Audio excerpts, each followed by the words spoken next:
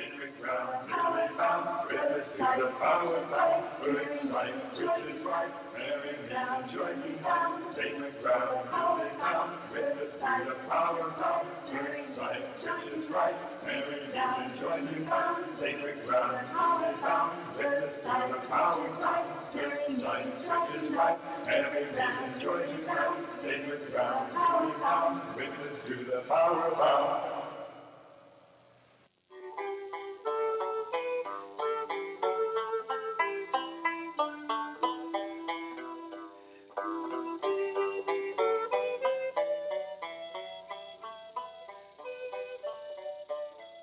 Descend, my lady, and speak with us, thy children. I am she who watches over thee, mother of you all. Know that I rejoice that you do not forget me. Know that with my good Lord I weave the skein of life for each and every one of you. I am love and I am life. Find me and rejoice, for love is my music and laughter is my song. Witchcraft. The very word in the minds of some people conjures up thoughts of Satan worship, of wild rides through the air astride broomsticks, of figures huddled around bubbling cauldrons.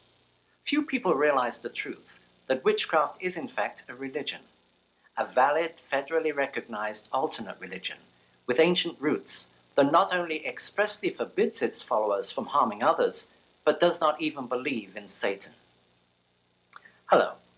My name is Raymond Buckland, and I would like to take you on an historical journey. A journey starting back in Paleolithic times and coming forward through to the present day. I'd like to show you the beginnings of religion and of magic. One form of religion was to develop into what today has become Wicca. With this development, you will see how so many misconceptions regarding witchcraft came about. We start our journey 25,000 years ago, at a time when humankind had a belief in animism. It was then thought that a god controlled the gusting wind, a god lived in the raging river, a god controlled the sky. But most importantly, so far as day-to-day existence was concerned, that there was a god of hunting and a goddess of fertility. Since most of the animals hunted were horned animals, so it was thought the god of hunting was a horned god. And since it was the woman who was visibly connected with birth, so it was logical that it be a goddess rather than a god of fertility. These two, the god of hunting and the goddess of fertility, were the two most important deities for early human existence. Along with these early steps of religion, we find the beginnings of magic. Magic of the sympathetic variety. In other words, the belief that like attracts like. Let's look first at hunting. The early tribe would act out a hunt before ever starting off on the real thing. They would make a life-size clay model of a bison or bear or whatever they planned to hunt. One of their number would then play the part of the god, dressed in skins and wearing horns or antlers if necessary, and he would direct the others. They would attack the clay model with spears and javelins. When they felt they had successfully killed the animal, they would leave on the real hunt, confident that they would there be equally successful. The same type of magic was done for fertility. Clay models were made of animals copulating, and the tribe would also join together in an accompanying ritual. This, they felt, would ensure a plentiful supply of food and continuation of the tribe. It's interesting that this same type of magic has continued right through virtually to the present day. American Indians, until relatively recent times, performed these self-same hunting rituals to bring themselves success. The Penobscots and the Mandans are excellent examples of this. With the later development of agriculture and the resultant storing of grown food for the winter, the hunting god became less important. But the goddess's role was still valid, if not more so, since she now ruled over the fertility of the fields as well as that of humans and animals. In early figures of the goddess, original emphasis was placed on the feminine attributes, almost to the exclusion of face, arms, and legs. There were heavy pendulous breasts, a swollen stomach as though pregnant, and enlarged genitalia. But gradually this changed. Realism slowly came into play. In similar fashion, representations of the god changed. With the decline of the importance of the hunt, he became more a god of nature generally. As such, he was shown with a face made up of leaves, of foliage. Such figures are consequently known by the general term foliate masks, though also often referred to as Jack of the Green or Robin of the Woods. With the development of different rituals for hunting, for fertility, for seasonal needs, there also developed a priesthood, a group of men and women made up of those who seemed especially effective when playing the part of the god or goddess. As man and woman developed and spread across Asia and Europe, these early ideas of the deities were carried along. In different geographical areas, different names would be given to them, but they all stemmed from these same two original concepts of deity. The priesthood, too, developed differently in different areas. It is in Western Europe specifically that we later find the origins of what was to become what we know today as witchcraft. In early England, the ritual leaders were known as the Wicca or Witta, an Anglo-Saxon term for the wise ones. In fact, by the time of the Anglo-Saxon kings in England, the king would never think of acting on any important matter without first consulting the Witan, the Council of Wise Ones. And these community leaders did have to be wise. They were not only the priests to the people, they were also the local doctors, the lawyers, magicians, and leaders in all things. With the coming of Christianity, there was not the immediate mass conversion that is sometimes suggested. The new religion came in fairly slowly. It was, in a sense, a man-made religion, and had not evolved slowly and gradually over thousands of years, as had the old religion. Up until about 1000 AD, England and most of Europe was still pretty much half and half Christian and pagan. Christianity came in at the top, as it were. The sovereigns and rulers were converted before ever the common people were. Cities and towns became at least nominally Christian before ever the smaller towns and villages did. The general populace was pagan then. The word pagan comes from the Latin pagani, meaning one who dwells in the country. Similarly, heathen simply means a dweller on the heath. This then was when the appellation of pagan or heathen came to be applied to non-Christians, originally with no connotations of evil or even anti-Christianity.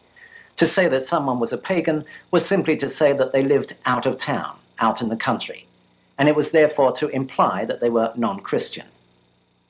But after trying for so long to convert the people to the new religion, saturation point was finally reached. No more seemed willing to give up the old gods for the new. So then, pressure started to be applied by the church. All pagan practices were distorted to make them look unsavory. Traditions were twisted. False accusations were made. For example, there was a time when the tall pointed hat was popular, was the height of fashion. But, as with all styles of dress, it eventually went out of fashion. In those days, it took some considerable time for fads and fashions to seep down from the cities and towns to the outer villages. So many years after the tall hat was démodé in court circles, it was still being worn quite happily by the country people.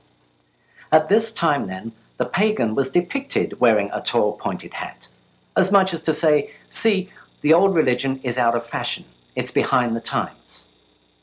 But most Jabs were far more savage than this. At certain times of the year, the villagers would all go down to the fields, carrying with them pitchforks, long poles, and broomsticks. There they would stand astride their poles, like a child on a hobby horse, and dance around the fields with them. As they danced, they would jump high in the air. They believed that in so doing, they were showing the crops how high to grow.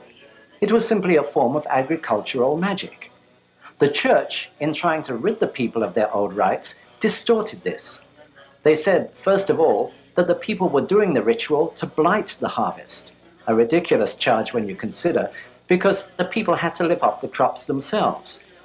They further said that they were not only riding their poles around the fields, but were also riding them through the air, which must obviously be the work of the devil.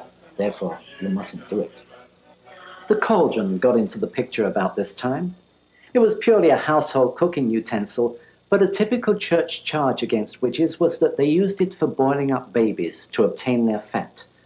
Along with these children were boiled all sorts of evil-sounding ingredients, such as snake's tongues, cat's eyes, rabbit's feet, wolf's claws, a negro's head, and flesh and blood.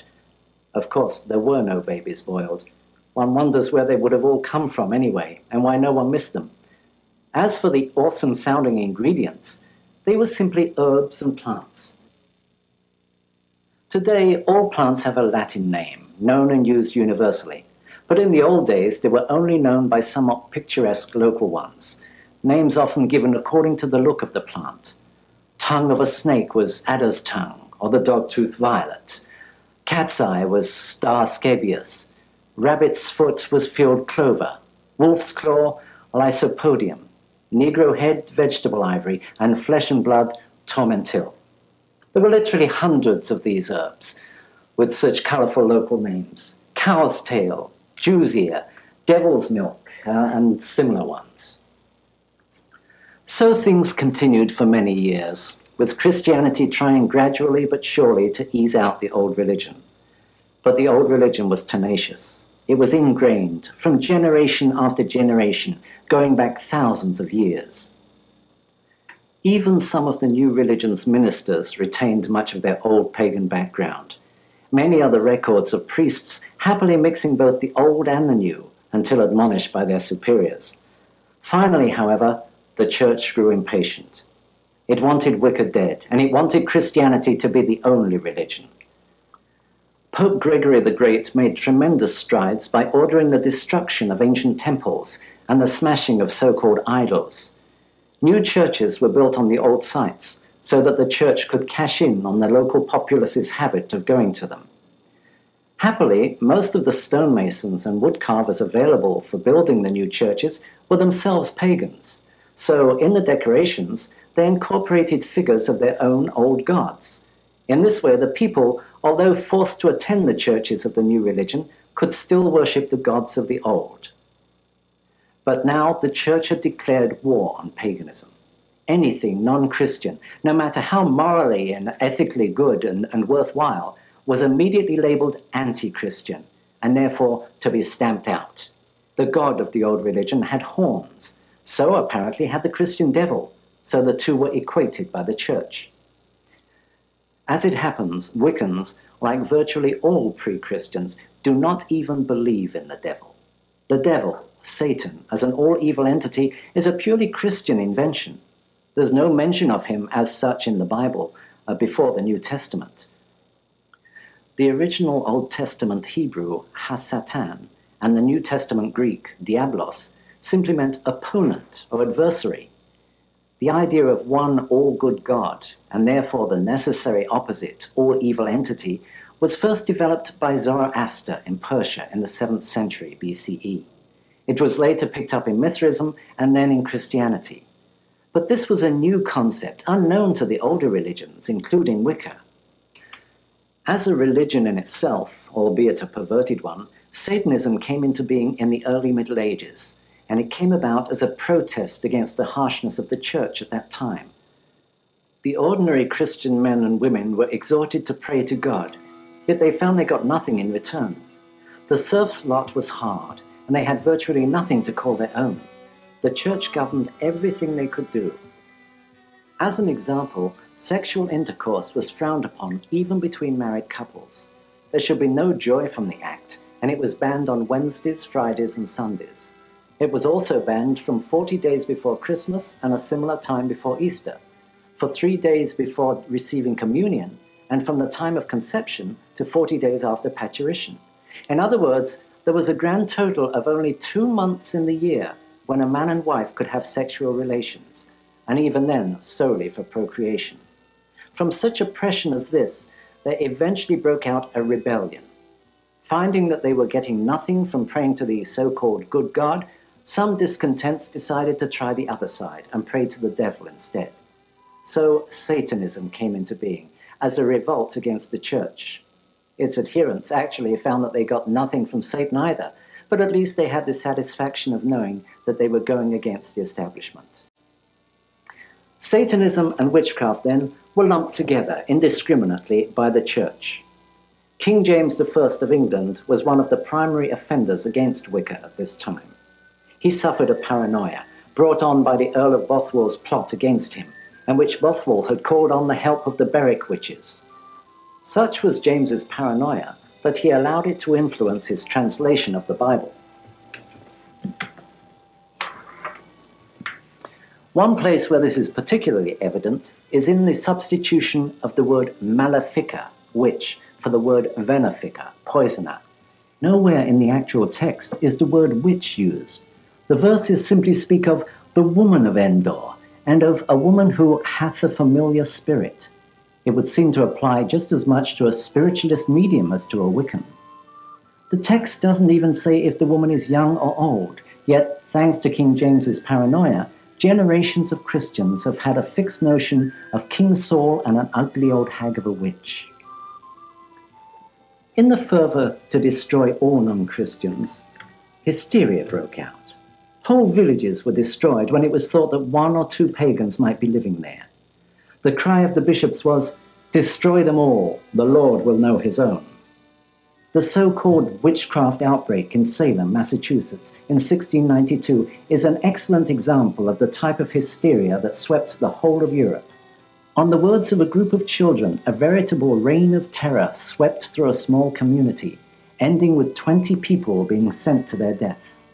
Almost all the accused were, in actuality, very devout Christians, a prime example being old Rebecca Nurse, a bedridden lady in her 70s, whose downfall turned out to be the fact that she was deaf and therefore was unable to hear the questions put to her. Her silence was taken as an acknowledgement of guilt. During the course of the persecutions throughout Europe, it has been estimated that as many as 9 million people, men, women, and children, were put to death on a charge of witchcraft. Not 9 million witches put to death, simply 9 million people put to death on a charge of witchcraft. In fact, the vast majority of those executed were very devout Christians. Such is the harvest of religious hysteria. Certainly for many, this proved an advantageous time, for many accusations were politically motivated. If you had an enemy, you could just mutter the word witch in the right place, and your enemy would be taken away and dealt with for you. Obviously, with this sort of oppression, the old religion could not continue openly. If it was to continue, then it had to go into hiding. Wiccan groups, covens, had to meet secretly, perhaps in an isolated clearing in the woods or in a cottage far from the rest of the village. Outwardly, witchcraft had finally died, beaten to death by the earthly representatives of the God of Love and the Prince of Peace. Yet, covertly, the old religion did continue. Here and there, a sprinkling of pagan practices managed to survive, more or less openly, or occasionally disguised as Christianity.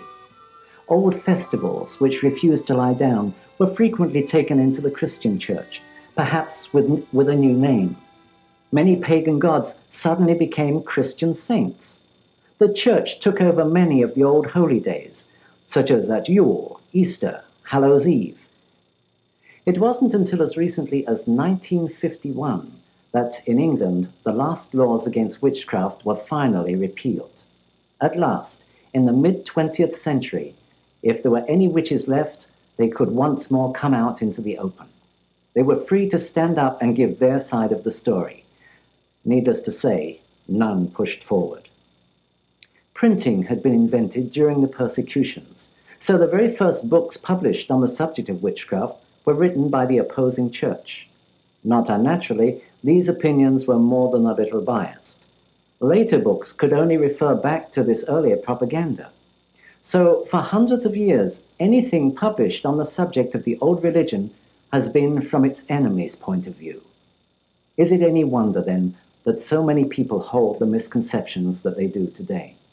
In 1921, in a book called The Witch Cult in Western Europe, a well-known and respected anthropologist named Dr. Margaret Murray put forward the theory that witchcraft had actually been a religion in its own right, with pre-Christian origins. She expanded upon and gave scholarship to ideas tentatively advanced by Charles Leland 30 years earlier. In fact, she was one of the first to attempt to draw a connection between the witchcraft of the Middle Ages and the origins of religio-magic, as we have seen them here. Many of Murray's theories later proved somewhat far-fetched, or seemed to be so, and much of what she said has since been discredited, yet much has also been accepted and confirmed. In 1954, a book appeared titled Witchcraft Today. It was written by a Dr. Gerald Rousseau Gardner. In the book, Gardner said, in effect, what Margaret Murray suggested is true. Witchcraft was a religion, and in fact it still is. I know because I'm a witch. Finally, a practicing witch had come forward to give their side of the story, to start the long, hard job of restoring the balance. Gardner, after a lifetime of studying religio-magic around the world, finally retired and settled back in his native England. There, in the 1930s, he came into contact with what seemed to be one of the last surviving covens of the old religion. He was excited and delighted enough with what he found to want to run out and tell everyone how wrong they had been about witches.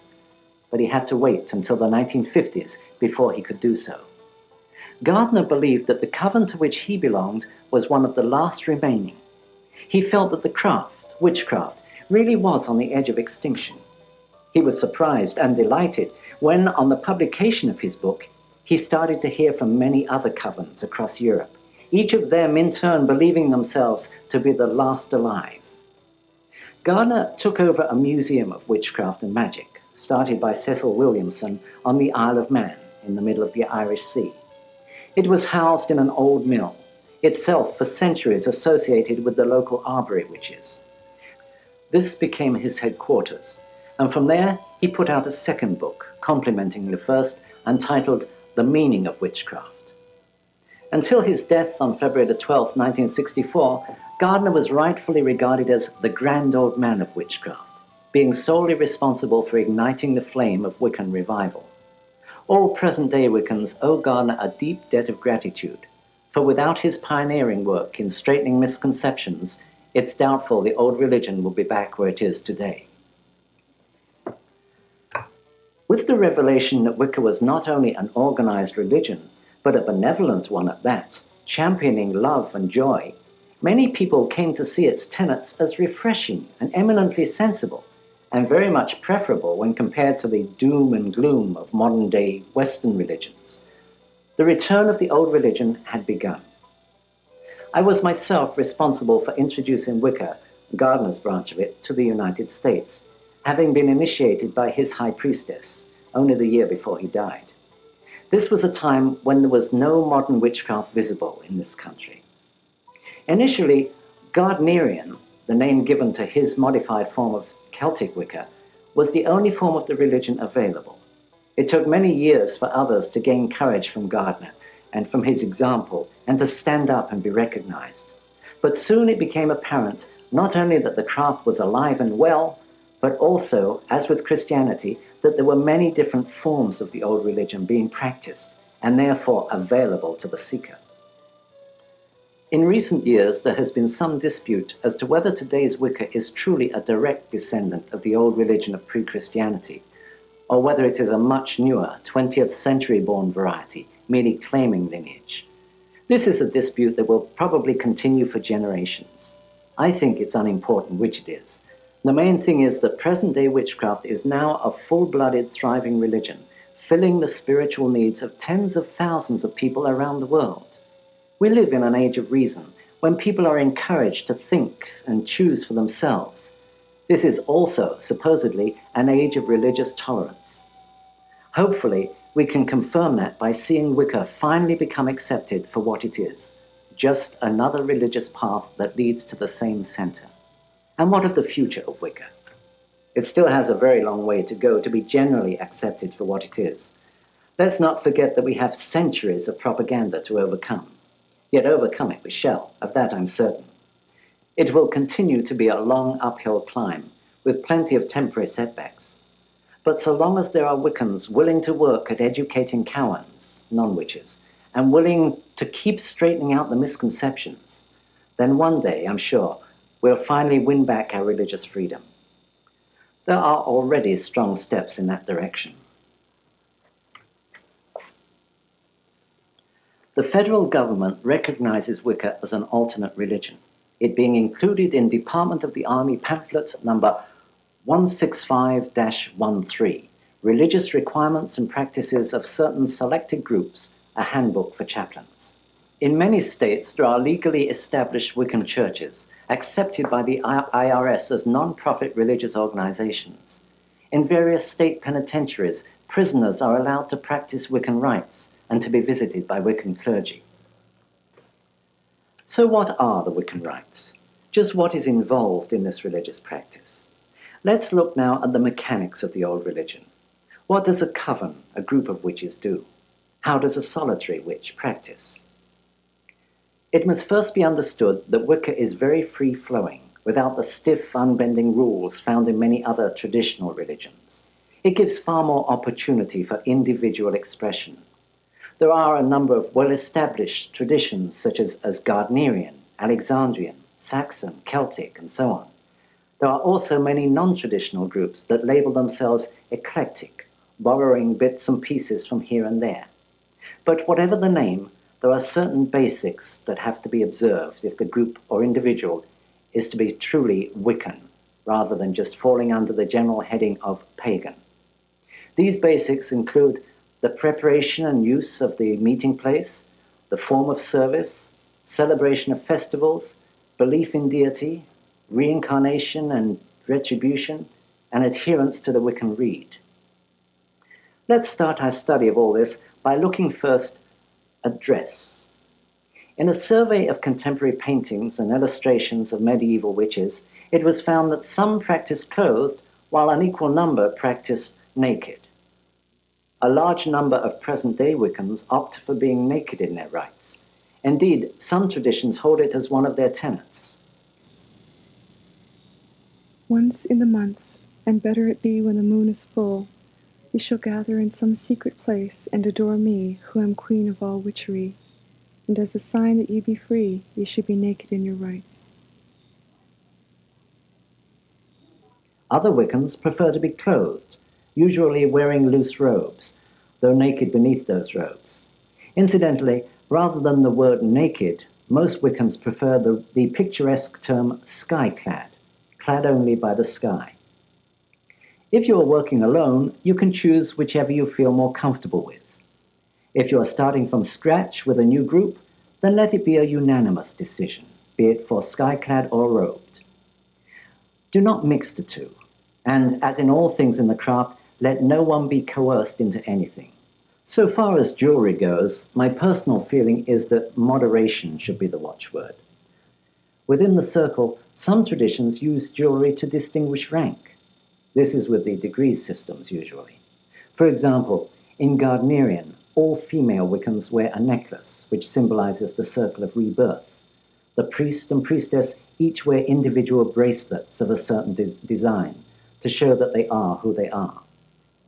And a witch queen, or queen of the Sabbath, in Gardnerian, this is a priestess who has had other covens break off from hers.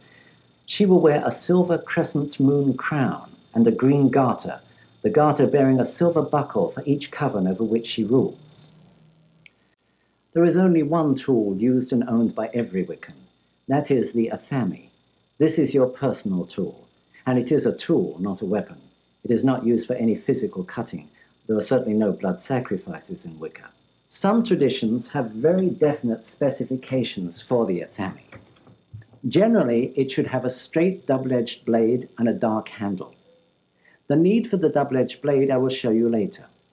The dark handle is so that it will the more easily absorb your vibrations, for the athame is both a storer, like a capacitor or battery, and a projector. It is used for storing power and for directing that power. The ideal is to make your own athame. This would certainly be the most powerful. Failing that, buy a suitable knife from a store, but then do some work on it yourself. Let's look now at the meeting place, the temple of the Wicca. In the old days, especially in large covens, it was common to meet out in a field or in a clearing in the woods. Many Wiccans are still able to do this, though not all by any means. You certainly need to consider such factors as availability, accessibility, privacy, security, and even such a seemingly mundane factor as weather. The size of the circle is determined by the number of people who will be using it. A popular size, though by no means mandatory, is 9 feet in diameter. For a solitary, a 6-foot circle is far more comfortable. If you have a large group, don't try to squeeze them all into a small circle. Have the group take hands and stand with arms outstretched. Then a circle that will enclose them all is just the right size.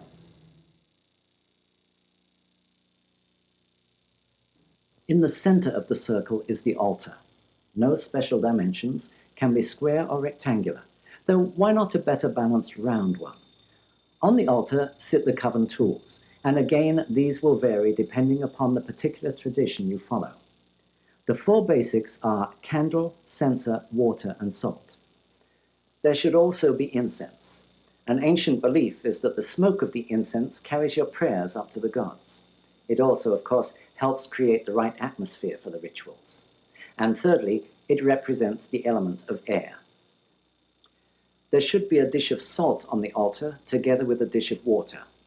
Salt is a universal symbol for life, and as such is important in cleansing and consecration rituals. You can use any sort of dishes to hold these. Another possible coven tool is the sword. It's not essential, the athame can be used instead of it, but it is popular and suitable, particularly for the actual ritual casting of the circle, which I will deal with shortly. Some covens also use a wand.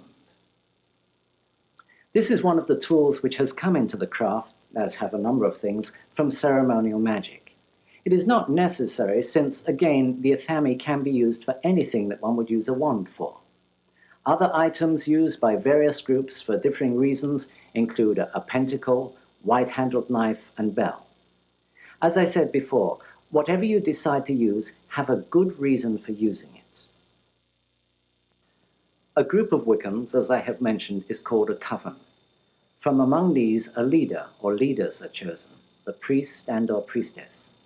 In some traditions, degree systems operate, periods of training with recognized points of advancement.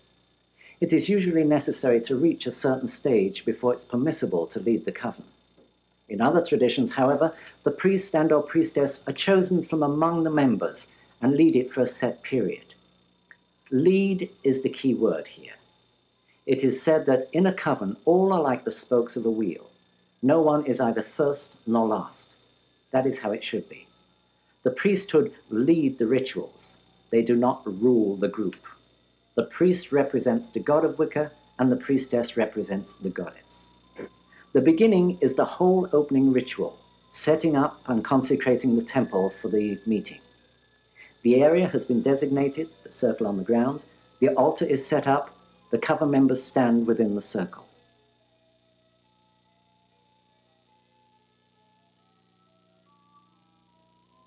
Now the priest or priestess takes the sword from the altar, or a athame if no sword is available, and goes to the east candle.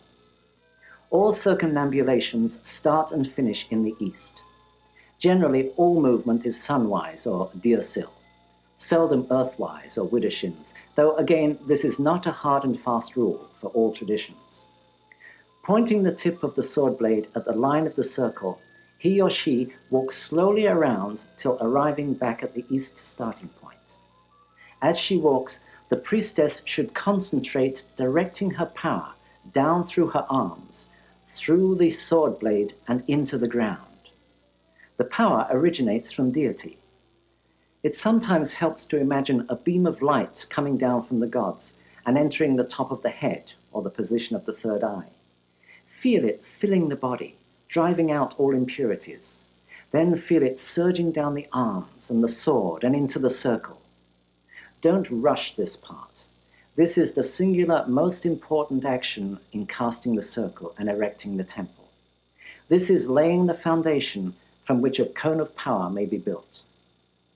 It is constructing a haven between the worlds, for it's said that the consecrated circle is neither in this world nor in the next. After the circle of power comes to sprinkling and censing to finalize the consecration. Returning to the altar, some of the salt is mixed in with the water. Salted water is, in effect, holy water. It is, for example, the water of Christian baptism. As salt is life, let it purify us in all ways that we may use it. Let it cleanse our bodies and spirits as we dedicate ourselves in these rites to the glory of the God and of the Goddess.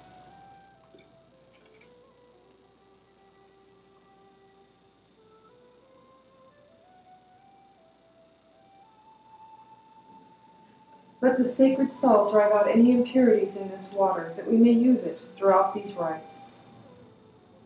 So mote it be. So mote it be. Again, going to the east, the priest or priestess once again follows the line of the circle, asperging or sprinkling the salted water along that line. A third circumambulation is then done, passing the censer along the line to fumigate. Now that the circle has been consecrated, you must do likewise with the worshippers. I consecrate thee in the names of the God and of the Goddess, and welcome you to this their temple. This is on the order of a marking of the body with the salted water, pentagram or Celtic cross, for example. Light the 4 quarter candles.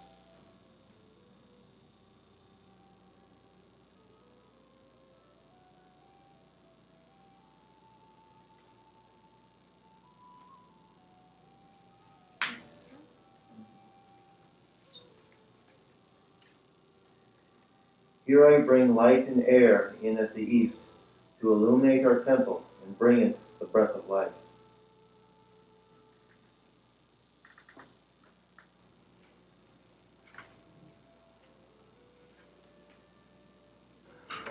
Here do I bring light and fire in at the south to illuminate our temple and bring it warmth.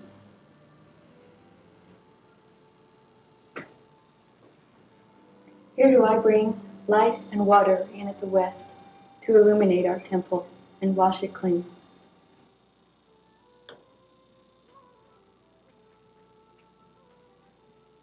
Here do I bring light and earth in at the north to illuminate our temple and bring it strength.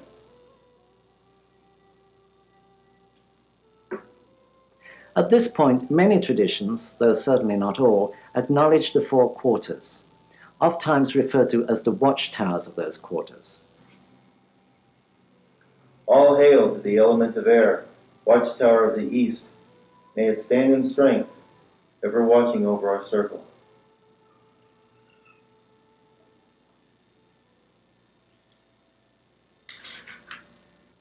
And from here, the one remaining act of the opening ceremony is the invitation to the gods. All hail the 4 quarters, and all hail the gods. We bid the Lord and Lady welcome, as they witness our rites that we hold in their honor. So mote it be. So mote it be. All hail. All hail. Please note that in the craft, the gods are invited to attend and witness the rites.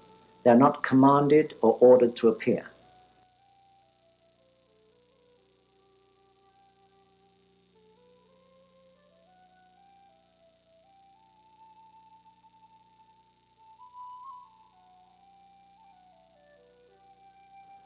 At this inviting, wine or fruit juice, if you prefer, is drunk to the gods, a libation always being poured first.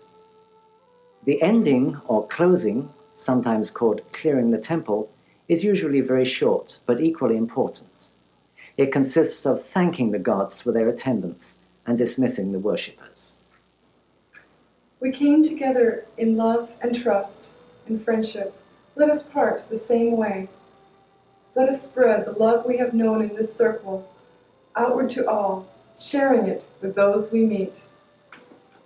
Lord and Lady, we thank you for your presence here, for guiding and guarding over all of us and all that we do.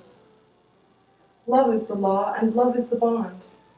Married did we meet, married do we part, and married may we meet again.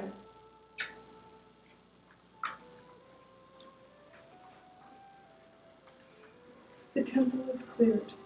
There is no need for any sort of ritually breaking the consecrated circle. The very fact of everyone moving out of it is sufficient to break it. Now, I have spoken of the beginning and the end of the Wiccan ritual, the 2 slices of bread in the sandwich. But what of the meat in the middle? This middle section is indeed the meat. It is the whole purpose of the gathering. Every meeting or circle must have a purpose. Wiccans don't just meet for the sake of getting together. Their purpose is primarily worship, since Wicca is a religion, and is usually tied into seasonal change. Let me go back a moment to the history of the religion. In the early days, it was possible to grow food during the summer, but in the winter it was necessary to hunt animals for food. So originally, the year was pretty much broken down into 2 halves. That division fell on Beltane, May Eve, and Samhain, November Eve, the light half of the year and the dark half, the summer and the winter. Later, these halves were split again, coinciding with the breeding seasons of animals. Divisions at Lughnasadh, August Eve, and Imbolc, February Eve. These 4 dividing points became times of celebration for the old religion, significant moments in the turning of the great wheel of the year. They are referred to as the greater Sabbats. There are also 4 lesser Sabbats, the spring and autumn equinox, and the summer and winter solstice. Here then are 8 definite purposes for circles, for religious gatherings, times to ask for plentiful crops, or to thank for bountiful harvests, different focuses for different times of the year. These celebrations may include singing and dancing, enactment of symbolic plays, along with prayers and litany. The meetings held between the Sabbats are called Esbats. There is always one at the full moon and usually one at the new moon. The old religion operates on both a solar and a lunar calendar. Whether Sabbat or Esbat, there is always a point in the ceremony for thanking the gods for what we have and asking them for what we need. Specific wording will vary from tradition to tradition. With any personal prayers, however, it's emphasized that your own words are of primary importance. Speak from your heart, no matter how inadequate you may feel these words to be. The religious rites, again, whether Sabbat or Esbat, always include a segment known variously as the cakes and wine or cakes and ale. It is an ages-old rite around the theme of thanking the gods for the necessities of life. Now is the time for us to give thanks to the gods, for that which sustains us.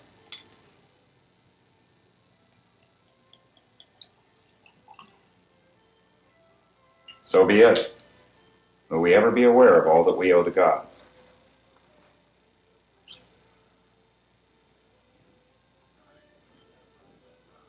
In like fashion, may male join with female, for the happiness of both. Let the fruits of union promote life. Let wealth and fruitfulness be spread throughout all lands.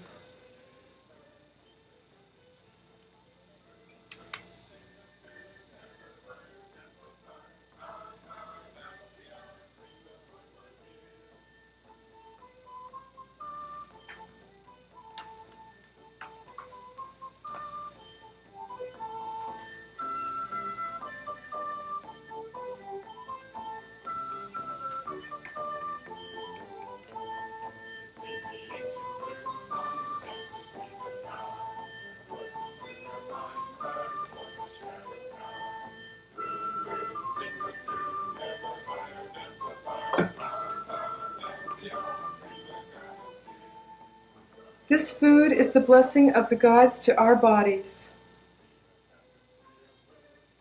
May we use it well. Let us partake of it freely, and as we share, let us remember that aught that we have, we share with those who have nothing.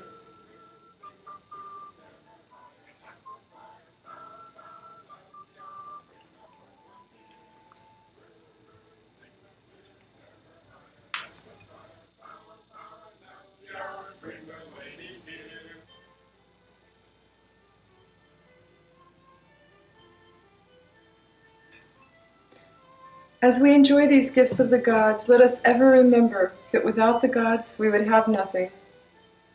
Eat, drink, be happy. So mote it be.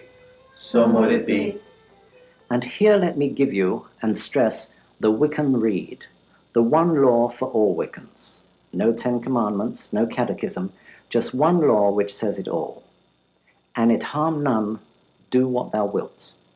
And it harm none, do what thou wilt. It doesn't matter what you do, just so long as you don't harm anyone. In working magic, Wiccans take the extra step of not harming anyone, but of helping people. So let me move on by coming around full circle back to the start. Now that we know all that Wiccans do, how does one become a witch? Wicca is a religion of priesthood.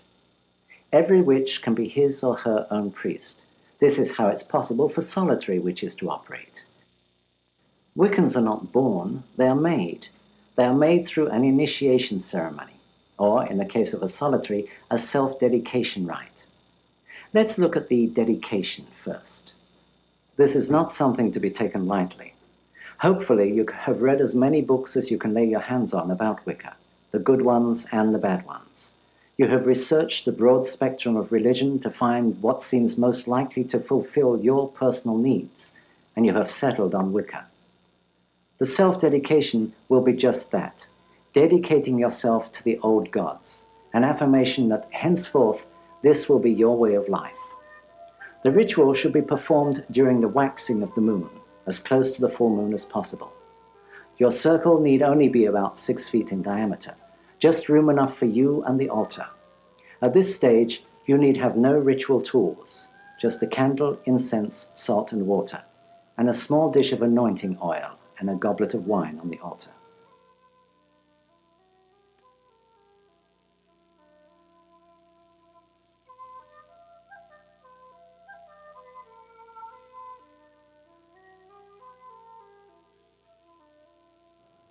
You should be naked for this rite, wearing no jewelry or makeup. Sit or kneel before the altar with your eyes closed and concentrate on seeing a pure, cleansing ball of white light coming down from the gods and filling your body with energy.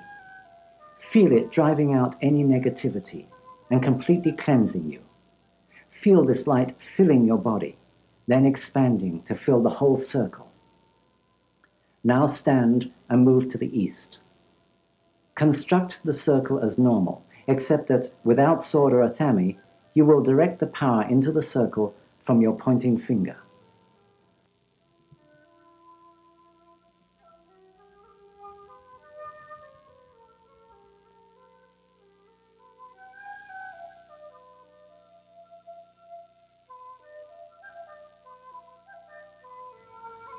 Follow through with the sprinkling and censing.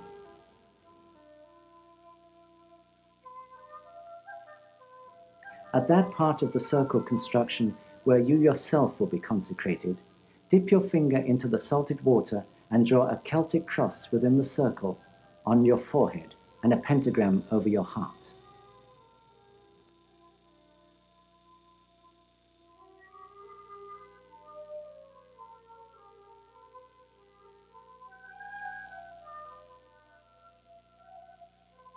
I now invite the gods to witness this rite I hold in their honor. God and Goddess, Lord and Lady, Father and Mother of all life, protect me and guide me within this circle and without it, in all things, so mote it be.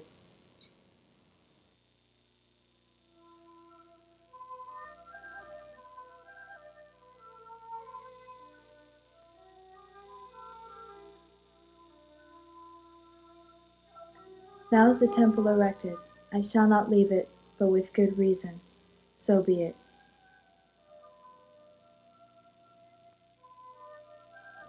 Now meditate on the god and goddess, on the craft and what the old religion means to you. Then stand again. Lord and Lady, hear me now. I am here, a simple pagan holding thee in honor. Far have I journeyed, and long have I searched, seeking that which I desire above all things. I am of the trees and of the fields. I am of the woods and of the springs, the streams and the hills. I am of thee, and thee of me. Grant me that which I desire. Permit me to worship the gods and all that the gods represent. Make me a lover of life in all things. Well do I know the creed, that if I do not have that spark of love within me, then never will I find it without me. Love is the law and love is the bond. So be it. My lord and lady, I stand before you, naked and unadorned, to dedicate myself to thine honor. Ever will I protect you, and that which is yours. Let none speak ill of you, for ever will I defend you. You are my life, and I am yours from this day forward.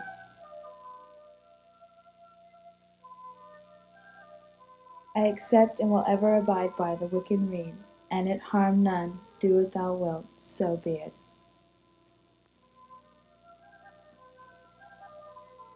As the wine pours from the goblet, so let me never do aught to harm the gods, or those in kinship with their love, so mote it be.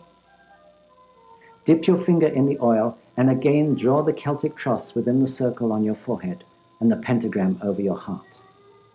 Then touch your genitals, right breast, left breast, and genitals again, forming the sacred triangle. As the sign of my rebirth, I take unto myself a new name. Henceforth I shall be known as Rowena, for my life within the craft. So mote it be. Sit comfortably, and with eyes closed, meditate on what the craft means to you. It may well be that at this time you will receive some indication that you are in touch with the gods.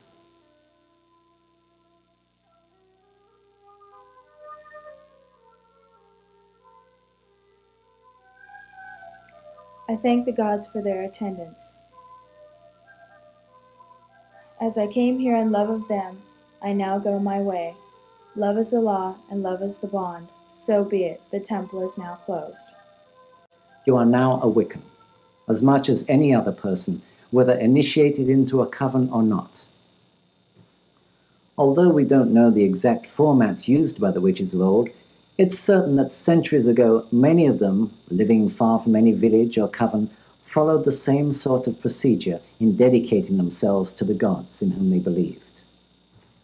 Universally, whether we're talking about initiation into the ancient Greek mysteries, the modern Wicca, Australian Aboriginal puberty rites, African rites, Haitian voodoo initiation, Amerindian rites of passage, Egyptian mysteries, or whatever, they all follow the same pattern.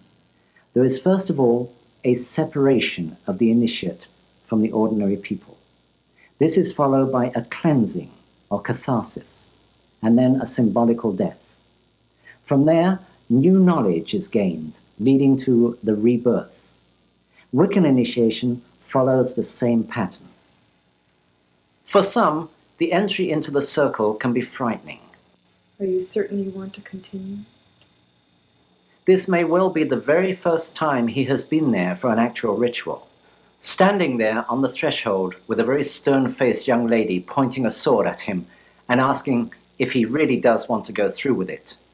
He may well then and there change his mind.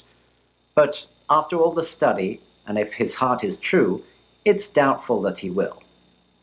He's therefore bound and blindfolded and led into the circle. The blindfolding and binding are symbolic of the darkness and restriction of the womb prior to birth, and this again is found universally. In some traditions, the symbolic death takes the form of a ritual scourging or similar, though this is not so in all Wiccan traditions.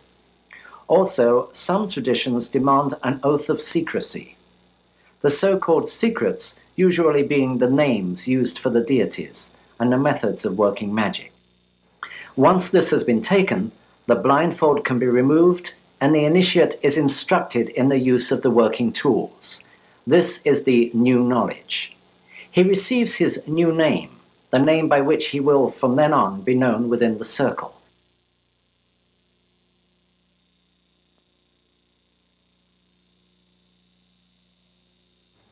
If you are starting a coven from scratch, I would suggest that those delegated as priest and priestess each do the rite of self-dedication and then perform the initiation ritual for each of the other coven members. Once again, here we find the male to female, female to male insistence. Generally speaking, the priest will initiate the women and the priestess the men. There is little more to cover in the basics of Wicca. One thing I have not dwelt upon is the Book of Shadows. This is the book containing the Wiccan rituals. I have seen some really beautifully made books with elaborate calligraphy used for the rituals. A word of caution though, don't make the writing so elaborate that no one can read it in the circle. The tools you use, a thami, sword, wand if you want one, must be consecrated after you've made them and before you use them. This consecration need only be done once and does not apply to such things as candles, censer, goblets. It is just for the working tools. It is simply a basic sprinkling with the salted water and censing. In my book, Buckland's Complete Book of Witchcraft, I include rituals for all possible occasions, including the Sabbats, Esbats, new and full moons, marriage, hand fasting, birth and death. If you decide to write some rituals of your own, and I do encourage you to do so, then write them to include words and actions for as many coven members as possible. A coven is a close family-type group. Wicca is a religion of participation, so let everyone participate. Do cast the circle. Do consecrate it. Do invite the gods to join you. I have spoken of the belief in a god and a goddess. I might add that most Wiccans include representations of these deities in their altar arrangements, and also have them as religious figures in their homes. Some symbolize the deities with perhaps a seashell for the lady and an antler for the lord. But however you view them, all Wiccans feel very strongly towards their god and goddess, and enjoy a closeness with them known only by the very devout of other religions. Along with this belief in the duality of deity is a belief in reincarnation. This is an ancient belief, not exclusive to Wicca, of course. In fact, it was a tenet of Christianity up until the Second Council of Constantinople in 553 AD. I have spoken about the one Wiccan law, and it harm none, do what thou wilt. There is a corollary to this, and it is a belief in retribution in this life. Rather than waiting till we die to get our rewards and punishments, being able to put them off, we get them right here in this life, according to how we live it. And it's a threefold retribution. Do good, and you get back 3 times the good. But do harm, and that too will return threefold. So, within the Wiccan belief, there is no inducement to do harm. I hope I have been able to give you a clearer picture of Wicca through this treatment. Due to time limitations, I have only been able to touch briefly on the basics. There is, of course, far more to the old religion. I encourage you to read and to investigate. Wiccans do not proselytize, but we do want to straighten the long-held misconceptions. I hope I have managed to do a little of that here. I am Raymond Buckland. Blessed be. Round and round the circle, round we leave a room of light, and sound your body on its way to us, so all the year we shall be blessed. Circle round, unto the earth we're bound, the harvest time is nigh. Round and round the circle, round we leave a room of light, and sound your body on its way to us, so all the year we shall be blessed. Circle round, unto the earth we're bound, the harvest time is nigh. Round and round the circle, round we leave a room of light, and sound your body on its way to us, so all the year we shall be blessed. Circle round, unto the earth we're bound, the harvest time is nigh. Round and round the circle, round we leave a room of light, and sound your body on its way to us, so all the year we shall be blessed. Circle round, unto the earth we're bound, the harvest time is nigh. Round and round the circle, round we weave a room of light, and sound your body on its way to us, so all the year we shall be blessed. Circle round, unto the earth we're bound, the harvest time is nigh.